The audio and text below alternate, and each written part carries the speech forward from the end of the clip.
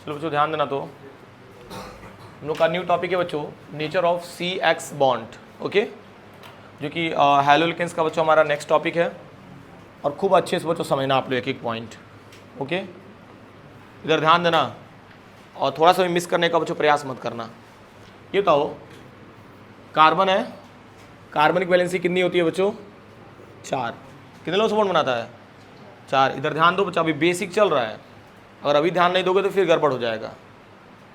Mind में जितने भी नेगेटिव थॉट्स रहे सबको साइड कर दो, ठीक है। और अभी कंप्लीट टॉपिक पे ध्यान दो। कार्बन है बच्चों, तो कार्बन की वैलेंसी 4 होती है। तो एक तो बच्चों हैलोजन से फिक्स है, क्योंकि हैलोल्केन्स की बात कर रहे हैं ना हम लोग। तो कार्बन का एक से बच्चों अटैचमेंट, एक हैलोजन से तो अटैचमेंट फिक्स है, बाकी 3 अलग अलग ग्रुप से बच्चों अटैच हो सकते हैं, ओके। अब मेरी बात सुनो बच्चों, यहाँ पे हैलोजन की बात कर लें और कार्बन की बात कर लें। तो यहाँ पे मैं लिख दे रहा हूँ electronegativity of halogen is greater than क्या होता है बच्चों? Electronegativity of carbon. मालूम है कि नहीं बच्चों? हैलोजन की जो इलेक्ट्रोनेगेटिविटी होती है बच्चों, वो कार्बन से क्या होती है? ज़्यादा होती है। अब क्वेश्चन आता है कि सर इलेक्ट्रोनेगेटिविटी का मतलब होता क्या है? तो पहले मैं तो लिख दे रहा हूँ इसका डेफिनेशन। इलेक्ट्रोनेगेटिविटी को ही हम लोग E.N से डिनोट कर रहे हैं, ठीक है बच्चों, ध्यान से समझना। To attract the bonded electrons, क्या बच्चों? Not electrons, bonded electrons. To attract the bonded electrons towards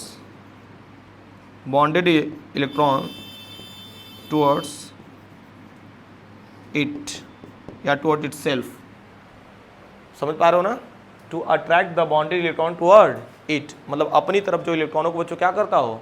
approach करता हो, उसी को क्या बोलते हैं हम लोग? इलेक्ट्रोनेगेटिविटी। समझ पा रहे हो कि नहीं? अब देखो, तो कार्बन हैलोजन में किसकी इलेक्ट्रोनेगेटिविटी ज़्यादा है? हैलोजन की। तो इलेक्ट्रॉन बच्चों कौन अपनी तरफ पुल करेगा? हैलोजन। तो जो अपनी तरफ बच्चों पुल करता है वो जानते हो क्या एक्वायर करता है? Partial negative charge. लिखे हो लैंग्वेज में, जो अपनी तरफ एक्वायर करता है वो पार्शियल नेगेटिव चार्ज, यानी हैलोजन पार्शियल नेगेटिव चार्ज। तो इधर हुआ जो इस पे मान लो एरो का शिफ्टिंग इस पे हुआ तो इस पे नेगेटिव चार्ज, और जहाँ से लूज होगा वहाँ पे पॉजिटिव चार्ज, यानी carbon acquire partial positive charge. मैं कह रहा हूँ ना, जैसा मैंने नोट्स लिखवाया बच्चों ना, सेम डिट्टो उसी का कॉपी में बता रहा हूँ, कुछ डिफरेंस नहीं है, ठीक है। यहाँ तक टर्म्स क्लियर हो रहा है बच्चों? तो ये बताओ बच्चों, पार्शियल पॉजिटिव पार्शियल नेगेटिव क्या इंडिकेट कर रहा है? Polar in nature. यानी आपसे कोई पूछेगा कि इसका नेचर क्या है बच्चों, तो आप क्या बताएंगे? पोलर इन नेचर बताओगे भाई। देख लो, जिसके ऊपर पार्शियल पॉजिटिव या नेगेटिव चार्ज आ जाता है उसी को क्या बोलते हैं हम लोग? पोलर बोलते हैं। चलो, अगर यहाँ तक क्लियर हो गया बच्चों, तो थोड़ा सा और भी कुछ चीज़ें बच्चों जान लेते हैं हम लोग एक्स्ट्रा, ठीक है। ध्यान देना बच्चों, ठीक है। इसके आगे बच्चों एक और मैं हेडिंग ऐड कर रहा हूँ, बॉन्ड लेंथ। क्या ऐड कर लिया बच्चों? बॉन्ड लेंथ, ठीक है ना। तो मान लो बॉन्ड लेंथ बच्चों किसके बीच में जानना है? कार्बन और फ्लोरीन के बीच में, कार्बन क्लोरीन के बीच में जानना है, कार्बन ब्रोमीन के बीच में जानना है, कार्बन आयोडीन के बीच में जानना है। नहीं भाई, तो बताओ बच्चों, इसमें कार्बन के साइज की अगर बात करेंगे तो सब में क्या रहेगा? फिक्स रहेगा? क्या ख्याल है? सब में क्या रहेगा बच्चों? फिक्स। देखो, सबका साइज बच्चों हमने क्या कर दिया? सिमिलर कर दिया, ठीक है। कुछ डिफरेंस नहीं दिख रहा होगा आप लोग को, ध्यान देना बच्चों, ठीक है। तो ये बताओ बच्चों, यहाँ पे कार्बन का साइज सब में क्या किया बच्चों? सेम कर दिया। अब फ्लोरीन की साइज की बात करते हैं हम लोग। तो बताओ, एक दूसरे से क्या करेगा? ओवरलैप करेगा ना। चलो, इतना ओवरलैपिंग बच्चों मैंने दिखा दिया फ्लोरीन के लिए। फ्लोरीन के बाद क्या आएगा बच्चों? क्लोरीन। ध्यान देना बच्चों, थोड़ा साइज बच्चों और बड़ा कर दे रहा हूँ मैं। This is the chlorine. And उसके बाद से बच्चों आप लोग बना लेना ब्रोमीन। ब्रोमीन के बाद क्या बना लेना बच्चों? आयोडीन। क्या बना लेना? आयोडीन। ये तो ऊपर से नीचे आ रहे हो, तो फ्लोरीन से आयोडीन तक साइज क्या हो रहा है? बढ़ रहा है ना, इंक्रीज कर रहा है बच्चों। हाँ, तो ये चीज़ ध्यान देना आप लोग। तो एक बात बताओ, इंक्रीज कर रहा है तो न्यूक्लियस के बीच का बॉन्ड लेंथ क्या हो रहा है? दोनों के लिए इंक्रीज कर रहा है कि नहीं? कंटिन्यूअस ऊपर से नीचे आ रहे हो बच्चों, जैसे आपका बॉन्ड लेंथ क्या हो रहा है बच्चों? इंक्रीज कर रहा है। ये पॉइंट क्लियर हो रहा है कि नहीं? ऊपर से नीचे आ रहा है तो बॉन्ड लेंथ क्या हो रहा है हमारा? इंक्रीज कर रहा है बच्चों। यानी कि आप लिख सकते हो बच्चों बॉन्ड लेंथ ऑर्डर। क्या लिख सकते हो? Bond length order. तो कार्बन फ्लोरीन में बच्चों सबसे मतलब मान लो कार्बन फ्लोरीन से लेकर कार्बन आयोडीन तक देखा जाए तो साइज सबसे ज़्यादा किसका है बच्चों? आयोडीन का बॉन्ड लेंथ ज़्यादा है। तो यहाँ पे ऐसे लिख सकते हो carbon chlorine, carbon bromine and carbon iodine. Bond length ज़्यादा हो गया कि नहीं बच्चों? सेम ऐसे ही सीक्वेंस बच्चों फॉर एसिड हैलाइड के लिए हो सकता है बच्चों, फॉर एसिड हैलाइड। अब क्वेश्चन आता है सर एसिड हैलाइड का मतलब क्या होता है? देख लो, HF है कि नहीं, हाइड्रोजन, और इसको क्या हो जाएगा HCl, HBr है कि नहीं बच्चों, एंड HI। एक चीज नोटिस करना बच्चों, सब में क्या होगा, हाइड्रोजन का भी साइज क्या रहेगा?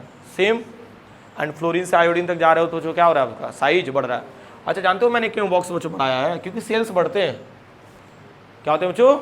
सेल्स बढ़ते हैं, तब बच्चों आपका साइज आपका ऊपर से नीचे आता है तो साइज क्या होता है आपका? इंक्रीज करता है। तो उसी के केस में हमने लिख दिया बच्चों, ठीक है ना। चलो अगर यहाँ तक समझ में आ गया बच्चों, तब हम लोग एक टॉपिक जो पढ़ने वाले हैं ये आपके लिए काफ़ी मज़ेदार हो जाएगा। ध्यान से समझना बच्चों, ठीक है ना। वो टॉपिक हमारा क्या है बच्चों, उसको क्लियर करते हैं हम लोग, ध्यान देना। यहाँ पढ़ लेना बच्चों, डाइपोल मोमेंट। क्या डिस्कस करना बच्चों?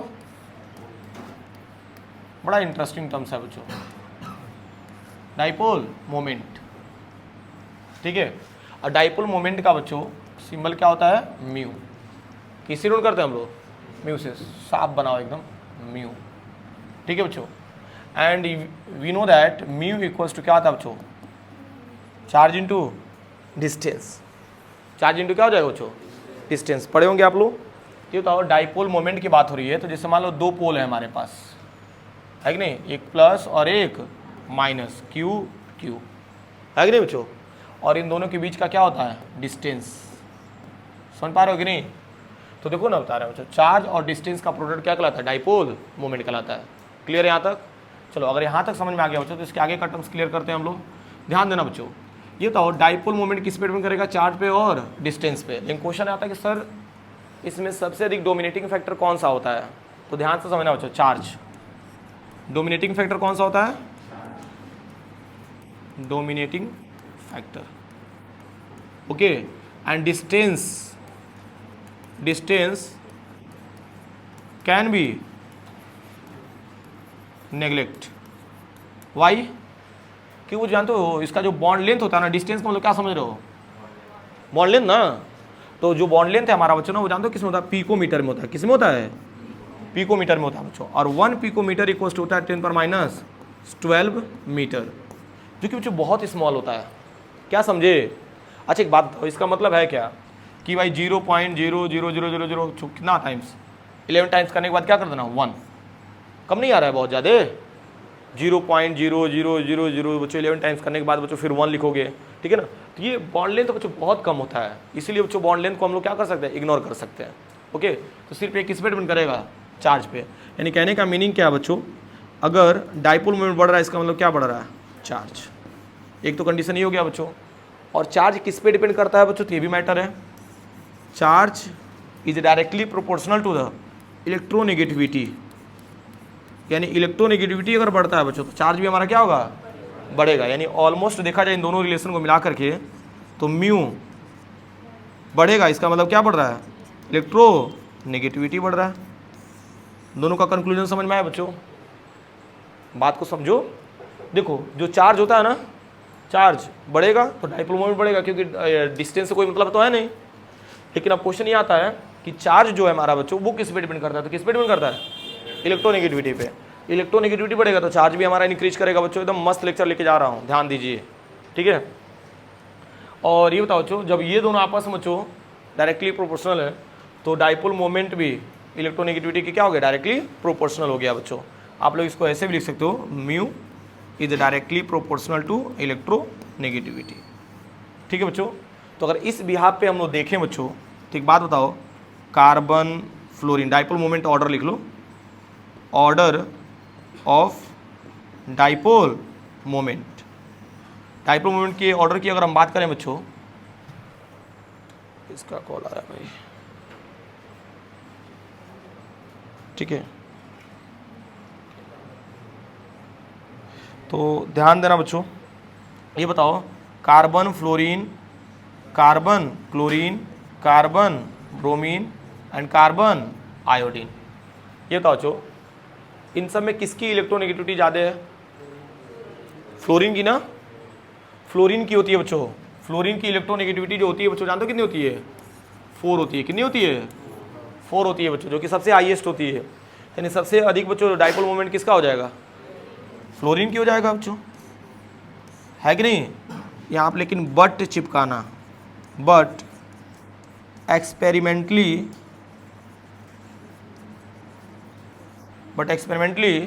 ऐसा देखा गया है बच्चों कि कार्बन क्लोरीन का डाइपोल मोमेंट क्या होता है?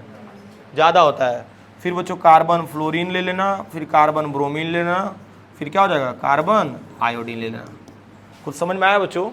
मान लो अकॉर्डिंग टू रूल चले तो हमको अब क्वेश्चन ही आएगा कि सर जब एक्सपेरिमेंटली बताना था तो फिर ऊपर वाला क्यों बताया?